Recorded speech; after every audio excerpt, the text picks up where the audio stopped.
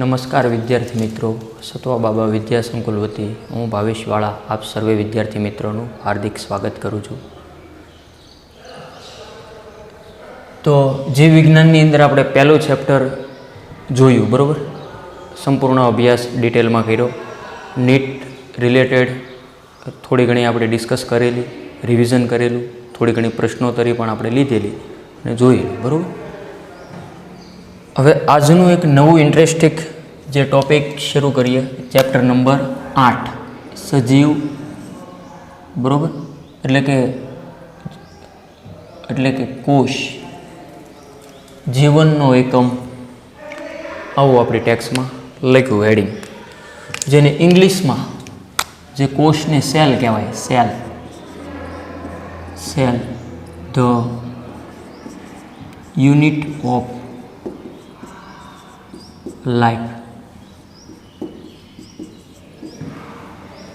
કોષ જીવનનો એકમ, ધ યુનિટ ઓફ લાઈફ, કે કોષ એટલે કે આવું આપણે લખીએ કે બધા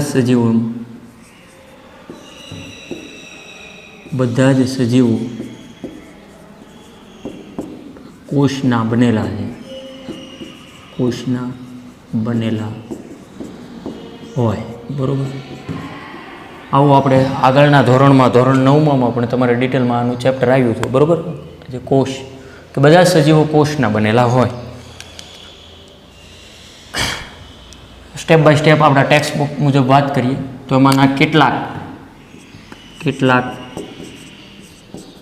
સજીવો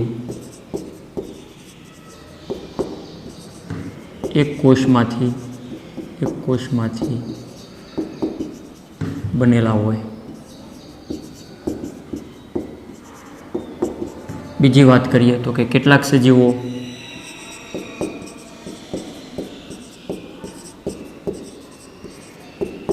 ઘણા બધા કોષના બનેલા હોય।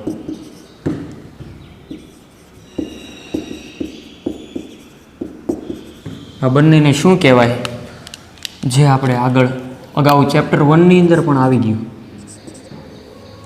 કે બધા સજીવો કોષોના બનેલા હોય। આવું આપણે કીધું કે કેટલાક સજીવો ફક્ત એટલે કે એક જ કોષમાંથી બનેલા હોય, આવા સજીવોને એકકોષી સજીવ કહેવાય, એકકોષી સજીવ। અને કેટલાક સજીવો ઘણા બધા એટલે કે બહુકોષી સજીવ। આવું તો તમને આવડે જ છે, આ ખાલી આપણે રિવિઝન રૂપિત ખાલી યાદ રાખીએ। અને આગળના ધોરણમાં જે કંઈ જોઈ ગયા એનો થોડોક બેઝ લેવા જઈએ તો આવું કંઈક થાય, તો કે કોષો ભેગા થાય તો શેની રચના કરે? કોષો, તો કે પેશી ભેગી થાય એટલે અંગો ભેગા થાય એટલે અંગતંત્રો, અને અંગતંત્રો ભેગા થાય એટલે છે તે સજીવનું નિર્માણ થાય। આવું આપણે કંઈક આગળના ધોરણમાં બધું શીખી ગયા, બરાબર? હજી તો ખાલી ચેપ્ટરના નંબર જ પડે છે, હજી ચાલુ નથી થયું। આવું કંઈક શીખી ગયા। હવે આપણે થોડાક જે ટેક્સ્ટ બુક મુજબ થોડાક અંદર આપણે ડિટેલની અંદર જઈએ કે સજીવ એટલે શું? સજીવ એટલે શું? ઓકે, તો જો સજીવની વ્યાખ્યા આપવી હોય તો આપણે ચેપ્ટર 1ની અંદર બધી આપી હતી, સજીવ વિશ્વની અંદર। જોઈએ અહીંયા કે અહીં શું કહેવા માગે છે કે કેટલાક એકકોષી સજીવો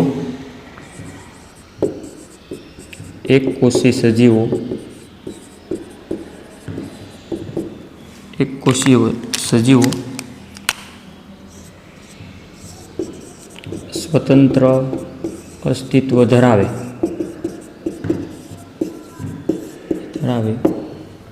અને બીજો મુદ્દો એવો લખ્યો કે જીવનના બધા જ આવશ્યક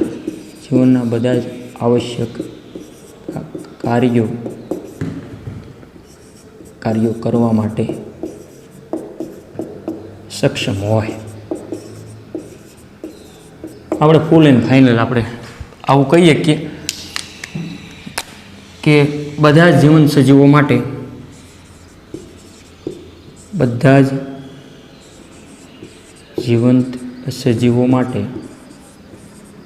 સજીવો માટે કોષ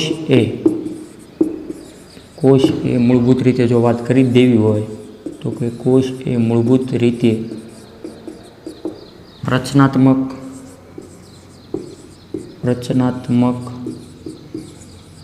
અને ક્રિયાત્મક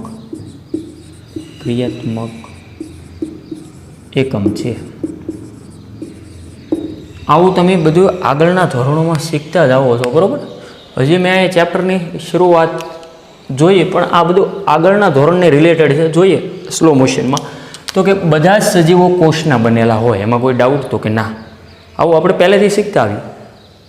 તો કે કોષો, દાખલા તરીકે આ હાથ છે એક અંગ છું, તો કે કોષો ભેગા થઈને પેશી, બરાબર. અહીંયા આપણે શીખી ગયા કે કોષો ભેગા થાય એટલે પેશી ભેગા થાય એટલે અંગોનું નિર્માણ થાય, અંગોનું સંગઠન થાય એટલે અંગતંત્રો, હાથ, પગ, મસ્તક, ધડ વગેરે, અને સંપૂર્ણ સજીવના જટિલ દેહ એટલે કે સજીવનું નિર્માણ થાય.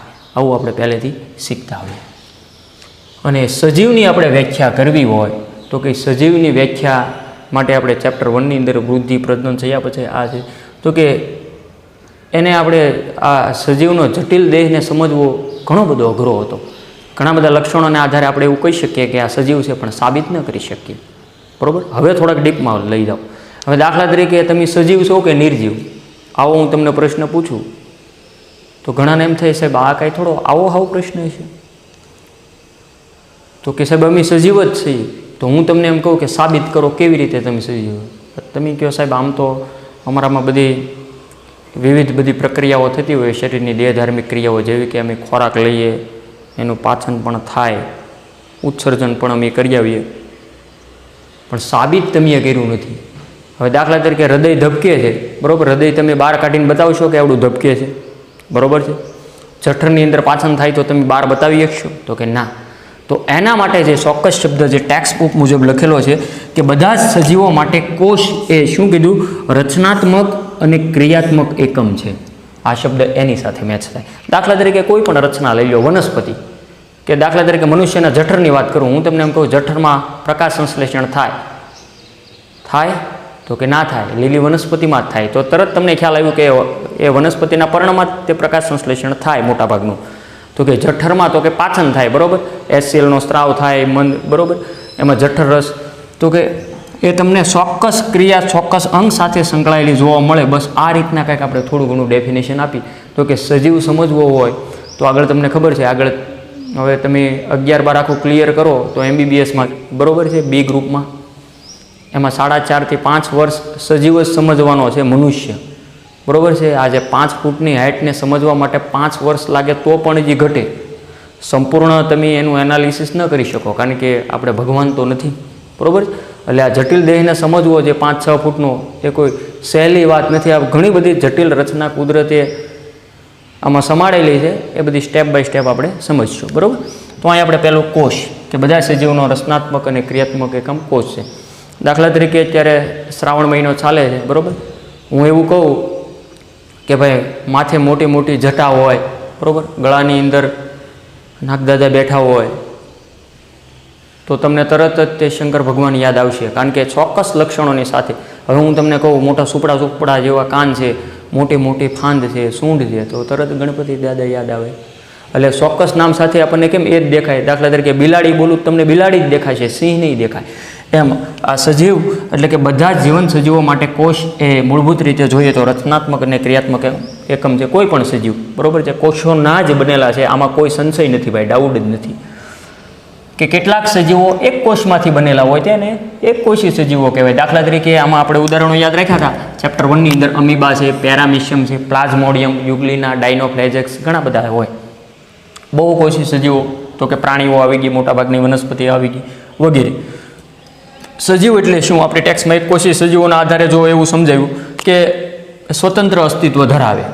બીજું કે જીવનના બધા જ આવશ્યક જે કાર્યો કરવા માટે સક્ષમ હોય, બરાબર. એની શરીરની જે કંઈ દેહધાર્મિક ક્રિયા થતી હોય જીવંત રહેવા માટે, એ બધા કાર્યો કરી શકે, તેને જ તે સજીવ કહી શકાય. જો ન કરી શકતા હોય તો નિર્જીવ, બરાબર છે. હવે આપણે નેક્સ્ટ મુદ્દો જોઈએ, સજીવ એટલે શું, બરાબર, એ જોયું. હવે આમાં કેટલાક વૈજ્ઞાનિકોનો ફાળો છે, બરાબર, ક્યાં ક્યાં વૈજ્ઞાનિકોનો છે સ્ટેપ બાય સ્ટેપ જોઈએ. એમાંથી નંબર 1 ઉપર આપણે લઈએ. સૌ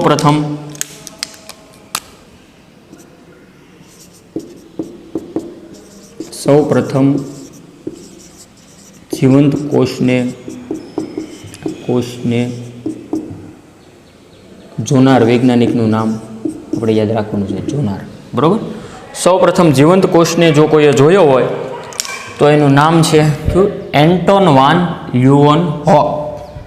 સૌ પ્રથમ જીવંત કોષને જોનાર વૈજ્ઞાનિકનું નામ છે એન્ટોન વાન લ્યુવનહોક, બરાબર.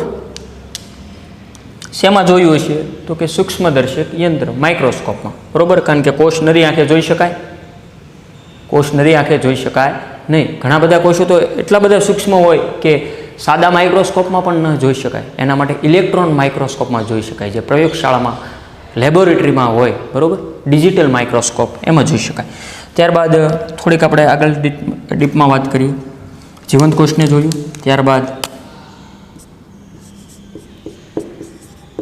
બીજો મુદ્દો છે કોષ કેન્દ્રની શોધ કરનાર. કોષ કેન્દ્રની શોધ, જે વૈજ્ઞાનિકનું નામ તમારે યાદ રાખવાનું છે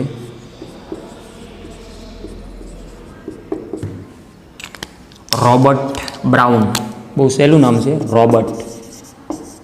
રોબર્ટ બ્રાઉન.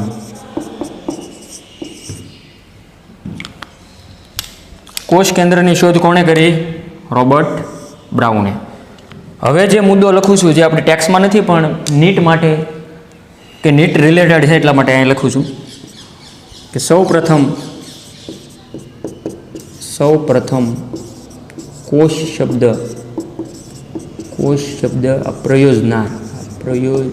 પ્રયોજનાર વૈજ્ઞાનિકનું નામ જો તમને પૂછવામાં આવે તો જેનું નામ તમારે યાદ રાખવાનું છે રોબર્ટ હુક. જો તમને સાલ પૂછવામાં આવે તો 1665. આ રોબર્ટ હુક છે, એના વિશે થોડુંક આપણે વાત કરીએ કે શાના આધારે એને કોષ શબ્દ આપ્યો. તો કે ઓક એટલે કે બૂચ, બરાબર, બૂચની ચાલમાં પાતળી સીરીનું સૂક્ષ્મદર્શક યંત્ર નીચે અવલોકન કર્યું. તેમાં તેને નક્કર ખાનાઓ ધરાવતી રચના જોઈ તેના માટે શબ્દ વાપર્યો કોષ. જો આપણે અહીંયા થોડુંક ડિટેલમાં સમજવાનો પ્રયત્ન કરી કે દાખલા તરીકે આ કોષ મેં દર્શાવ્યો, બરાબર છે, આ ગોળ કોષ વનસ્પતિ કોષ હોય કે પ્રાણી કોષ, આપણે નેક્સ્ટ લેક્ચરની અંદર એ ડિટેલમાં આવશે ત્યારે જોઈએ. તો કે કોષની અંદર દરેક કોષ હોય, આ બંને જે કોષ હોય, દાખલા તરીકે વનસ્પતિ કોષ કે પ્રાણી કોષ, એ બંનેની હું અહીંયા કોમન વાત કરું છું. એ બંનેમાં કોષ કેન્દ્ર હોય, બરાબર છે, અને બાકીના ભાગમાં કોષરસ હોય. અહીંયા કોષરસ અને વિવિધ અંગિકાઓ પણ હોય, પણ અત્યારે હું એક સાથે એટલું બધું સામટું નથી કહી દેતો, બરાબર.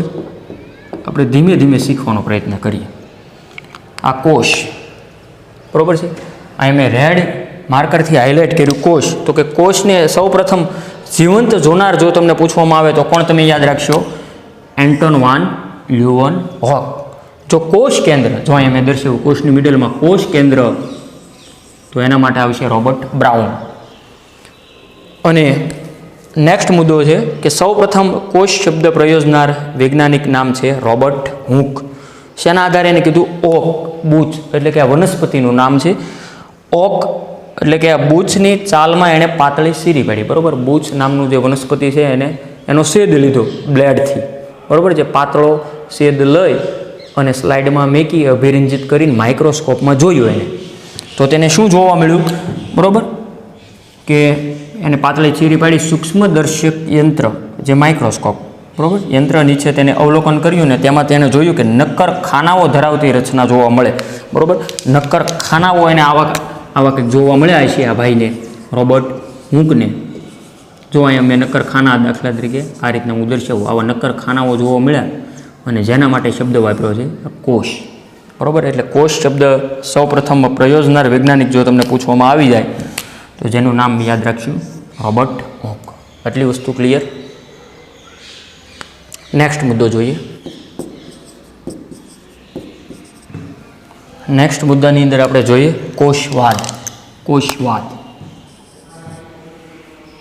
કોષવાદ એટલે કે cell theory. Cell theory.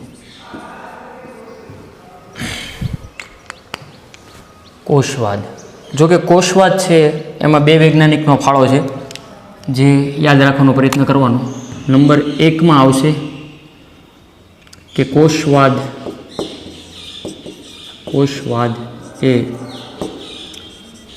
મેથિયસ Schleiden અને બીજા વૈજ્ઞાનિક નામ છે જેનું નામ યાદ રાખવું જરૂરી છે, થિયોડોર સ્વોન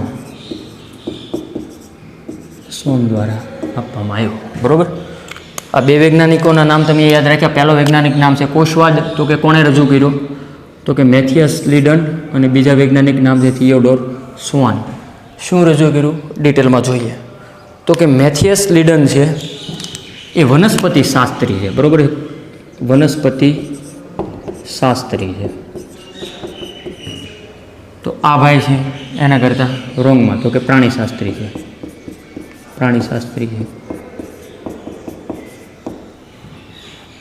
આ ભાઈ જર્મનીના છે વૈજ્ઞાનિક, જર્મની, અને આ ભાઈ બ્રિટનના છે.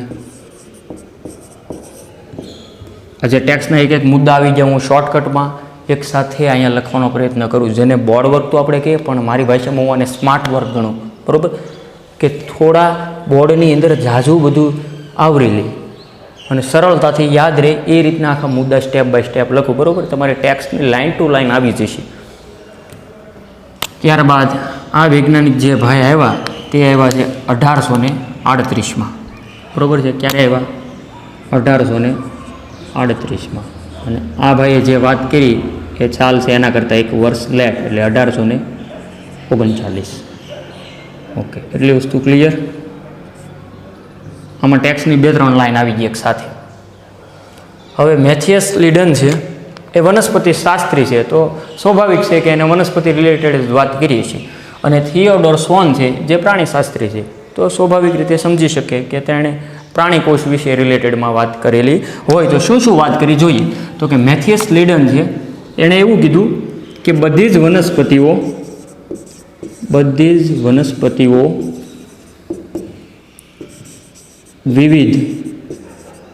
વિવિધ કોષોની બનેલી હોય. જે વનસ્પતિઓમાં પેશીઓનું સર્જન કરે. આવું આ ભાઈએ કીધું. અને આ ભાઈએ અહીંયા આના કરતાં ઉલટું, એટલે કે પ્રાણી રિલેટેડ વાત કરી કે તેને એમ કીધું કે પ્રાણીકોષની બહાર આ પાતળું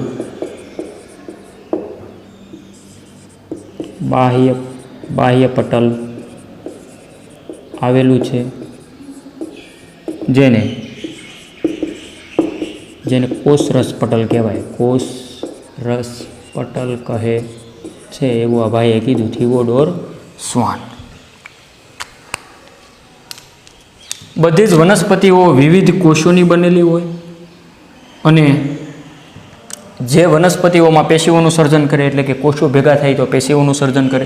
એ તો અહીંયા આપણે અગાઉ જે પ્રાઇમરી માહિતી બધી સમજી ગયા કે કોષો ભેગા થાય એટલે પેશીની રચના કરે, પેશી ભેગી થાય એટલે. અંગો ભેગા થાય એટલે અંગતંત્રો, અને અંગતંત્રો ભેગા થાય એટલે સજીવનું નિર્માણ થાય. જ્યારે થિયોડોર સ્વાન નામના વૈજ્ઞાનિકે પ્રાણી કોષની બહાર એવું કીધું કે જે પાતળું એક સ્તર આવેલું છે જેને બાહ્ય પટલ, બરાબર, બહારની બાજુ કે પ્રાણી કોષમાં. જો હું અહીંયા ફિગર દર્શાવવાનો પ્રયત્ન કરું, થોડુંક તમને ડીપમાં વ્યવસ્થિત સમજાય. આ દાખલા તરીકે કોષ, બરાબર, આ એમાં કોષ કેન્દ્ર, આ એમાં કોષ રસ, અથવા જીવંત કોષમાં જીવરસ પણ સમાનાર્થી નામ તરીકે લઈ શકાય. આ મેં કોષ દર્શાવ્યો, આ એનું કોષ કેન્દ્ર થયું. અહીંયા જે ડોટ્સ દર્શાવ્યા, જે કોષ રસ કે જીવરસ, આ બાર છે જેને આપણે કોષ દિવાલ કહીશું, બરાબર, કોષ દિવાલ.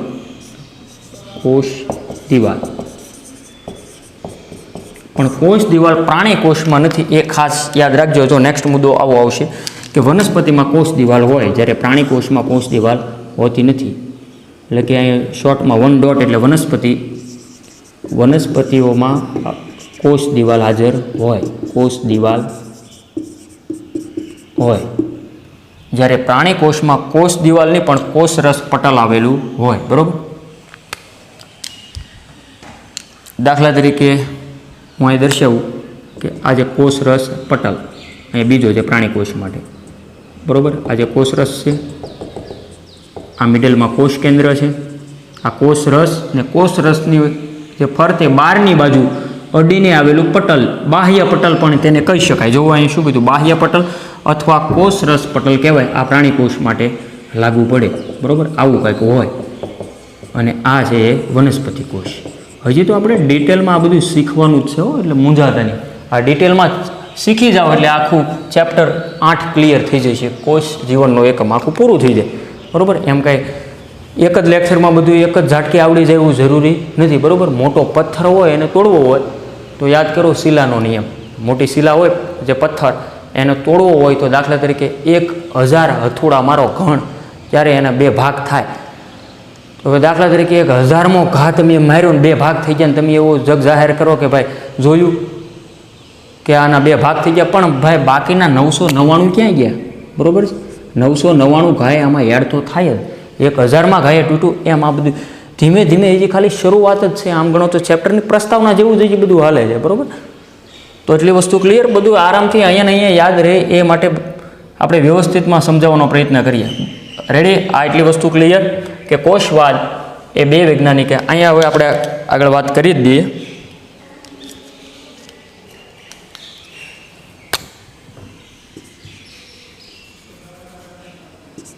કે બંને વૈજ્ઞાનિકોએ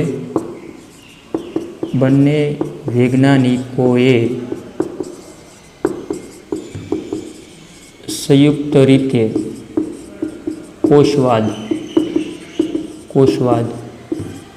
રજૂ કર્યું.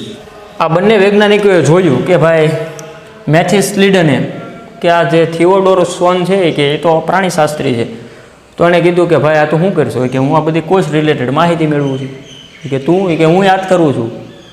તો કે હાલ નહીં, આપણે બંને સાથે મળીને કામ કરીએ જેથી કામ ઝડપથી પણ પૂરું થાય, બેયનું નામ આવે એવું કંઈક કરીએ. તો કે આપણે ભાગીદારીમાં ધંધો કરીએ. સ્લીડન કે ભાઈ જો ભાઈ નામ મારું આવવું જોઈએ, ઓલો કે મારું આવવું જોઈએ, કે બેયનું આવશે હાલ. એટલે કે બંને વૈજ્ઞાનિકોએ સંયુક્ત રીતે કોષવાદ રજૂ કર્યું.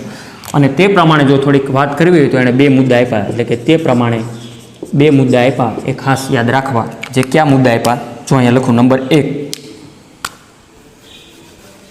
કે બધા જ જીવંત સજીવો એ કોષ અને તેની નિપજોના બનેલા હોય છે. અને બીજો મુદ્દો એ આ ભાઈએ કીધો કે કોષ એ બધા સજીવોનો રચનાત્મક અને ક્રિયાત્મક એકમ છે.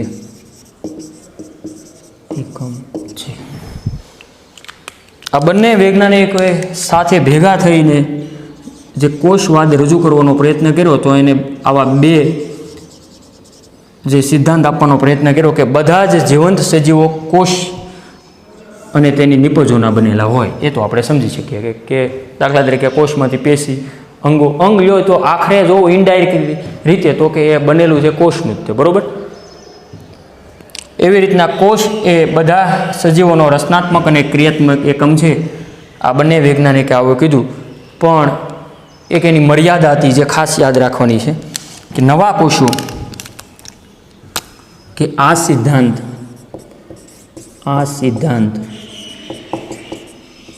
નવા કોષોનું સર્જન, આ સિદ્ધાંત નવા કોષોનું સર્જન કેવી રીતે થાય તે સમજાવવામાં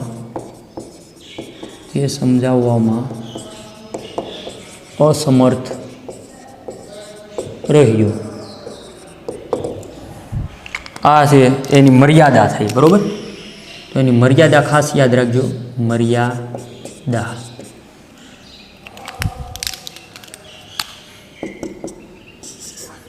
આ બંને વૈજ્ઞાનિકે જણાવી દીધું લોકોને કે ભાઈ અમે કોષવાદ રજૂ કરી નાખ્યો કે બધા જીવન સજીવો કોષ અને તેની નિપજોના બનેલા છે અને કોષ એ બધા જ સજીવોનો રચનાત્મક અને ક્રિયાત્મક એકમ છે.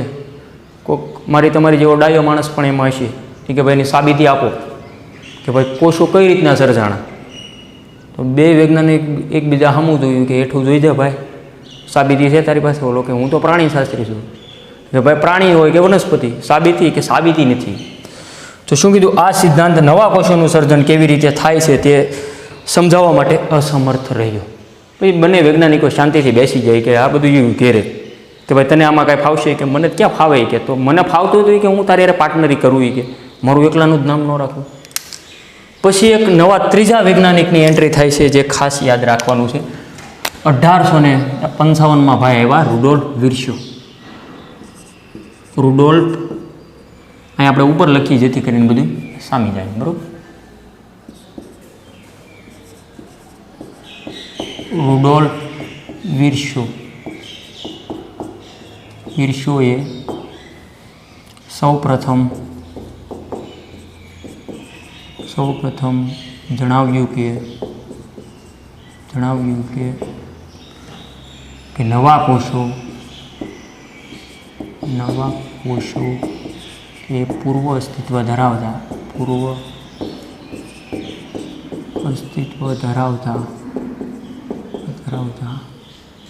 કોષોના કોષ વિભાજનથી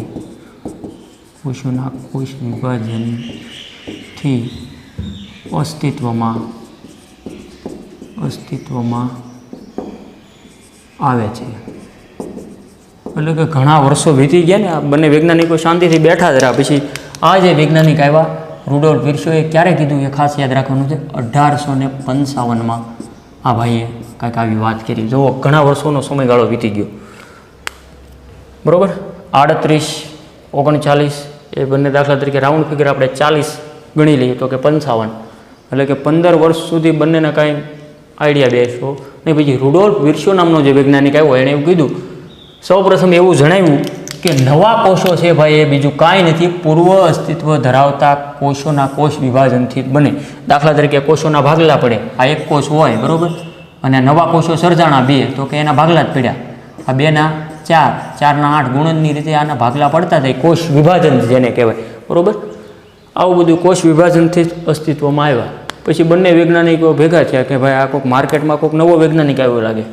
આપણા જે મુદ્દાની જ ચર્ચા કરી પણ એને ખબર નથી કે કાંઈ વાંધો નહીં, એ વૈજ્ઞાનિકને આપણે જાણ નથી કરવી. હવે આ બંને વૈજ્ઞાનિકે ફરી પાછું એમાં સુધારો કરી નાખ્યો કે ભાઈ કોઈ ભાડે ન ભાડે આમાં સુધારો કરીને આપણે રજૂ કરી દઈએ. હવે લોકો સાબિતી નહીં માગે, સાબિતી જ મળી ગઈ, બરાબર. એટલે કે ત્યારબાદ ક્યાં બે વૈજ્ઞાનિકો? સ્લીડન અને શોન. ત્યારબાદ સ્લીડન અને શોને આ કોષવાદમાં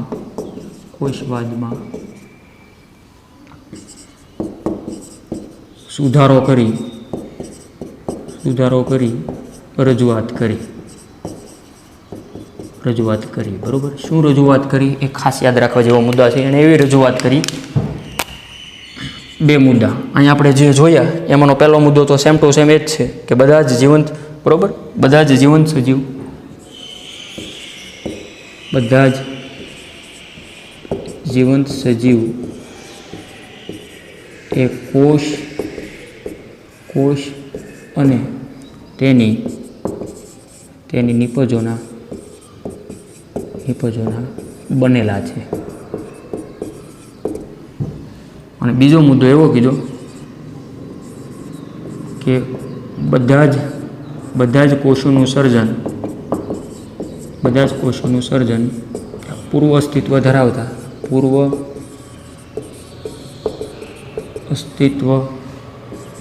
ધરાવતા કોષોમાંથી થાય છે. શું કીધું આ બંને વૈજ્ઞાનિકે કે ત્યારબાદ આ જે રુડોલ્ફ વિર્શોનું જે કંઈ સ્ટેટમેન્ટ હતું કે પૂર્વ અસ્તિત્વ ધરાવતા કોષોમાંથી કોષ વિભાજન દ્વારા નવા કોષોનું સર્જન થાય, તો આ બંને જોડી દીધું એના જે કોષવાદની રજૂઆતમાં કે બધા જ જીવંત સજીવ એ કોષ અને તેની નિપજોના બનેલા છે. અને બધા જ કોષોનું સર્જન કેવી રીતે થાય છે તો એ હવે સમજાવી શક્યા, તો કે પૂર્વ અસ્તિત્વ ધરાવતા કોષોમાંથી સર્જન થાય. આ રીતના કોષવાદ બે વૈજ્ઞાનિકો જે મેથિયસ સ્લીડન અને થિયોડોર સ્વોન દ્વારા રજૂ કરવામાં આવ્યા, બરાબર. કઈ સાઇલમાં, કોણ હતા, ક્યાંના હતા, આવી બધી ડિટેલમાં માહિતી જોઈ, બરાબર. જોઈ લો એકવાર.